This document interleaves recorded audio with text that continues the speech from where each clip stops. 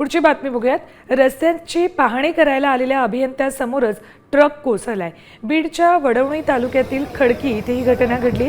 या अपघातातून अभियंत्यासह पाहणी करणारे लोक थोडक्यात बचावले। पुलाचं काम सुरू असल्यानं पर्यायी रस्ता करून देण्याची मागणी परिसरातल्या नागरिकांनी केलेली। यानंतर या ठिकाणी पाहणी करायला आलेल्या अभियंत्यासमोर एक ट्रक थेट खड्ड्यात कोसळलाय।